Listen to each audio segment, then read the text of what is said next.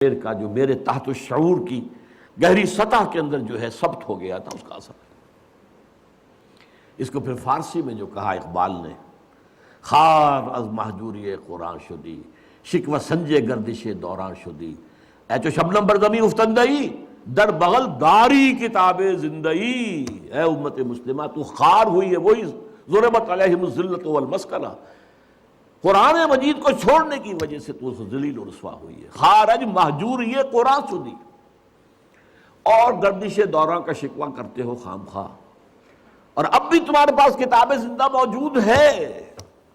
اے تو شبنم بر زمین افتندئی، اے وہ قوم، اے وہ امت جو سب شبنم کی طرح زمین پر پڑی ہوئی ہے، اور لوگ اسے اپنے پاؤں تلے روند رہے ہیں، ننگے پاؤں چل رہے ہیں گھاس پر، تاکہ شبنم سے ان کے پاؤں جو ہیں وہ نم ہوں. شبنم کے موتیوں کو توڑ رہے ہیں وہ اپنے پاؤں سے. اے چو شبنم بر زمین افتندئی، در بغل داری کتاب زندئی. تو عروج پر، بام عروج پر پہنچایا عربوں کو قرآن نے. زوال کیوں ہوا امت کا؟ قرآن کو چھوڑ کر. اب اس کو سمجھیے، اس کا تجزیہ کیجئے. ہم یہ بھی کہہ سکتے ہیں کہ ہمارا زوال ہوا ضعف ایمان کے باعث، اور ضعف ایمان کا سبب قرآن سے دوری. اس لیے کہ ایمان حقیقی، قلبی یقین والا ایمان، اس کا منبع اور سرچشمہ صرف اور صرف قرآن. اچھا، ایسا ہوا کیوں؟ یہ جو باتیں اب میں آپ کو بتا رہا ہوں، یہ میری ایک اور کتاب کے مباحث ہیں، دعوت رجوع القرآن کا منظر اور پس منظر. وہ تو میں آج یہاں چاہتا تھا کہ یہاں پہ لایا جائے تاکہ آپ لوگ اس کتاب کو فوری طور پر خرید لیں، لیکن یہ ہے کہ معلوم ہوا کہ ہمارے ہاں آؤٹ آف سٹاک ہے، اس وقت وہ کتاب ہے نہیں. مجھے افسوس ہوا. بہرحال قرآن سے دوری کیوں ہوئی؟ اس کے دو سبب تھے جس کے آغاز میں ہوئے. پہلا نیچرل تھا. جب وہ تحریک تھی، جد و جہد تھی، ابھی جہاد جاری تھا، تو زیادہ ضرورت ایمان کی تھی، یقین کی تھی. جب اسلام ایک ریاست بن گیا، اب زیادہ اہمیت قانون کی ہو گئی. اب اسلام بنیاد ہے، ریاست کا شہری کون ہے؟ مسلمان. ایمان تو دل کی ایک شے ہے نا، چھپی ہوئی شے ہے، وہ نہ گنتی میں آئے نہ تول میں آئے. ایمان پر سے توجہ ہٹی، اسلام پر جم گئی. قرآن پر سے توجہ ہٹی اور فقہ اور حدیث پر جم گئی. قانون شریعت کے اصل منبع، اگرچہ پہلے تو ایسے ہے کہ سب سے پہلی سورس قرآن ہے، یہ قرآن کا تو بہت تھوڑا سا حصہ ہے کہ جو فقہی مباحث پر مشتمل ہے. ساری آیتیں جمع کرنے قرآن کی جن کا تعلق قانون شریعت سے ہو تو وہ ایک پارہ بنے گا بمشکل. باقی اصل جو شریعت کے منبع ہیں وہ تو حدیث ہے، پھر اس پر قیاس ہے، غور و فکر ہے، اجتہاد ہے، سوچ بچار ہے. یہ تو توجہ جو ہے ہٹ گئی، شفٹ آف ایمفیسس، ایمان سے ہٹ کر اسلام پر، قرآن سے ہٹ کر حدیث اور فقہ پر. اور دوسرا ایک منفی پہلو بھی تھا. جب ملوکیت آ گئی، سرمایہ داری آ گئی، لوگوں نے یہ سمجھا، سرمایہ داروں نے، بادشاہوں نے، یہ قرآن بند ہی رہے تو بہتر ہے، ورنہ اس میں لوگوں کو ہماری شکلیں نظر آ جائیں گی. یہ ابو لہب کا کردار ہم نے جو اپنایا ہوا ہے، الذی جمع مالا وعددہ یحسب ان مالہ اخلدہ. یہ جو قرآن کنڈیم کرتا ہے، جو ملوکیت کو ختم کرتا ہے، اگر یہ عام ہو، لوگوں کی توجہ اس پر مرکوز ہو، تو لوگ تو پھر ہمارے در پہ ہو جائیں گے، غریبانوں پر ہمارے ہاتھ آ جائیں گے. تو بند ہی رہے تو اچھا، بھائی پڑھ کر صرف ثواب لے لیا کرو بس. اور آج ہماری ایک بہت بڑی تحریک تبلیغی جماعت جو اسی کی داعی ہے، قرآن کا ترجمہ مت کرو. وہ علماء کریں گے جو 14 سال کی تعلیم حاصل کریں گے، وہ کریں گے، تمہارا کام نہیں ہے. تم صرف قرآن پڑھ کر، یا پھر ٹھیک ہے 14 سال کی تعلیم حاصل کرو، ورنہ فتویٰ لینا ان سے لے لو، باقی تمہیں قرآن سے کیا سروکار ہے، گمراہ ہو جاؤ گے. یہ فلسفہ باقاعدہ عام کیا گیا. اور تیسرا سبب ایک طبعی سبب تھا. عربی زبان یوں سمجھیے کہ یہ جزیرہ نمائے عرب ہے، اس سے اسلام جب نکلا تو مشرق میں بھی گیا، مغرب میں بھی گیا. شمال میں زیادہ نہیں ہوئی پیش قدمی، اس لیے کہ کوہ قاف آ گیا، کوکیشین ماؤنٹینز جو ہیں وہ رکاوٹ بن گئے.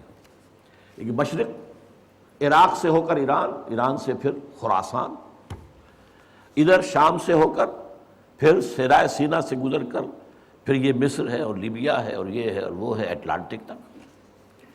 اب ایک بڑا باریک فرق ہے اس میں، ذرا غور کریں۔ عربی زبان مشرق کی طرف نہیں جا سکے، اسلام تو گیا، عربی زبان نہیں گئی، اس لیے کہ پرشین لینگویج بہت مضبوط زبان تھی،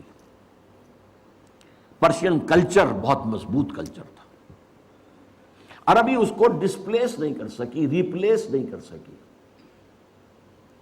چنانچہ ان تمام علاقوں کے اندر سرکاری زبان فارسی رہی ہے۔ ہمارے ہاں مغلوں کی زبان فارسی، اس سے پہلے جو خاندان غلامہ اور خاندان جو بھی تھے، لودھی تھے، خلجی تھے، فلاں تھے، سب فارسی، سرکاری زبان فارسی، عربی کا سروکار ہی نہیں۔ یہ خاص طور پر ہمارے مشرقی ممالک کی محرومی کا سبب بن گیا۔ مغرب میں ثقافتی اعتبار سے خلا تھا، خلا کو عربی نے پر کر لیا۔ پورا شمالی افریقہ عرب ہے، عرب بولتے ہیں۔ اس حقیقت کو ذہن میں رکھیے تو ہمارا خاص طور پر، اور جو ہمارا اس وقت کا موضوع ہے مشرقی ممالک، جو مشرقی ممالک تھے وہ عربی سے محروم رہے ہیں۔ یہاں عربی زبان صرف علماء، اور وہ بھی عربی زبان میں قرآن سے اتنا ان کو دلچسپی نہیں تھی جتنی فقہ سے اور حدیث سے، بلکہ حدیث سے بھی بہت کم، فقہ ہی فقہ تھی۔ اب ایک اور تاریخی جو ہے ذرا جائزہ لے لیجئے۔ دیکھیے بر عظیم پاک و ہند میں پہلے اسلام آیا تھا سن 92-93 ہجری میں، 712-713 عیسوی، محمد بن قاسم کی زیر قیادت۔ یہ خالص عربی اسلام تھا، ابھی نہ فقہ تھی، نہ حنفی، نہ مالکی، نہ شافعی، کچھ نہیں تھا، نہ معتزلی تھے، نہ کچھ اور تھے، یہ سب ایک ہی عرب اسلام تھا، اس میں عجم کا کوئی دخل ہی نہیں۔ لیکن یہ بہت شارٹ لیوڈ رہا۔ پھر جو اسلام یہاں آیا ہے شمال مغربی دروں سے، درہ خیبر سے اور درہ گومل سے اور درہ ٹوچی سے، یہ جو اسلام آیا ہے 300 برس بعد آیا ہے۔ پھر اس اسلام میں دو چیزیں پیوست تھیں، حنفیت کٹر، حنفیت ہی اسلام ہے گویا، باقی تو گویا اسلام ہے ہی نہیں، اور تصوف جس کے اندر کے وحدت الوجودی، بلکہ یہاں تک کہ عوامی سطح پر ہمہ استی تصورات تھے۔ پاک ہندوستان کی تقدیر بنا ہے وہ اسلام۔ عربی زبان صرف علماء یا پھر فقہ جو ہے قاضی بھی ہوتے تھے، چاہے مسلمانوں کی حکومت تھی، نظام اسلامی نہیں تھا سیاسی، قانون تو اسلامی نافذ تھا نا، شریعت تو نافذ تھی، تو قاضی چاہیے تھے، مجسٹریٹس، مفتی چاہیے تھے، لیگل ایکسپرٹس، خطیب چاہیے تھے، یہ سب فقہ پڑھتے تھے۔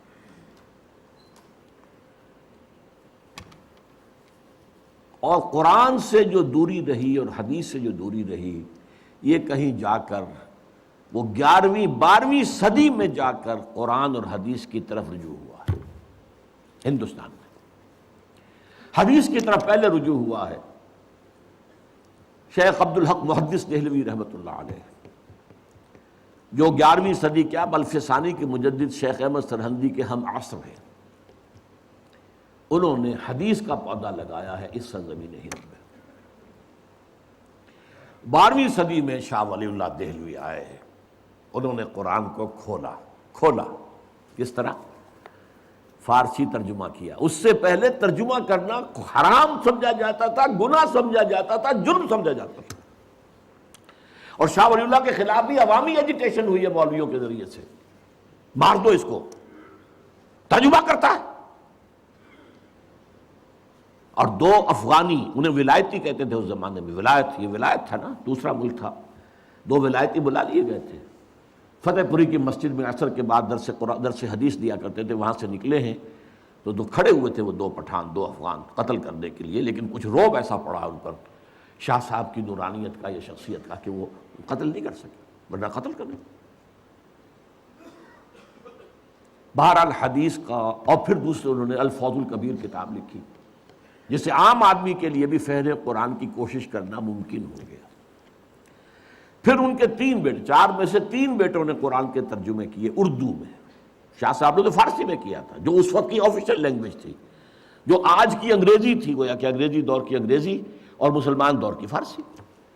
اسی لیے تو وہ آپ کے ہاں کہاوت ہے نا، پڑھے فارسی اور بیچے